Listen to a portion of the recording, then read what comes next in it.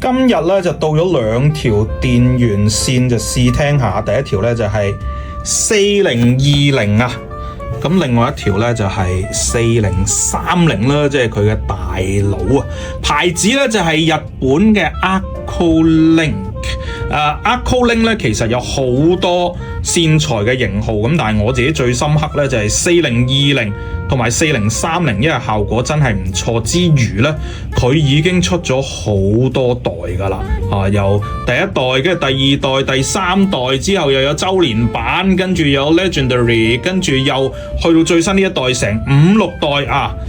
不斷咁更新，同埋係代表佢非常受歡迎嘅。咁最新呢一代嘅名稱咧叫 Puro Sangre。Puro Sangre 嘅意思係純正嘅血統咁解啊。法拉利咧都有個型號用呢個字嚟命名嘅。咁我好喜歡佢咧，就係佢冇玩合金，冇玩鍍銀啊，嗰啲乜都冇，就係非常高純度嘅銅嚇，有7N 銅，7N 即係7個9字啦，99.99999嘅銅啊。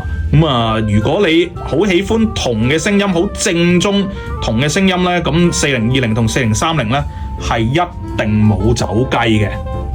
如果2揀1嘅話咧，其實我係中意4030多啲嘅，因為4030咧係真係用喺任何地方都 OK 嘅，例如係拖板啦、前級、後級、梳士全部都冇問題，有非常之好嘅發揮嚇。尤其喺力感嗰方面非常之唔錯。如果你嘅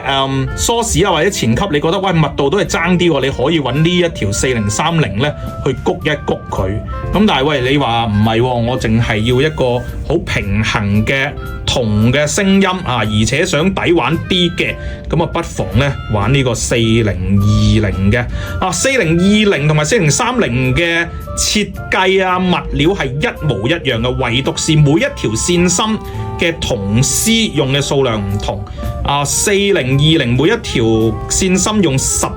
條7N 銅絲，4030嘅每一個線芯係用成50條銅絲嘅，咁個份量係爭好遠嘅，咁所以即係有 budget 嘅話咧，我覺得即係應該要玩4030嘅。睇埋佢哋個頭先啦，4030咧就係用一個藍色。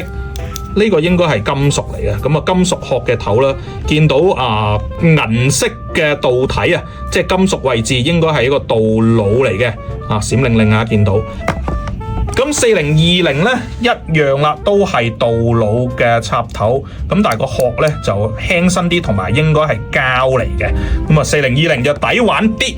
但係如果你係冇試過Accolink嘅電源線，咁我覺得4030係真係無論插喺任何地方都一定會有驚喜俾你嘅。如果有興趣想查詢下呢個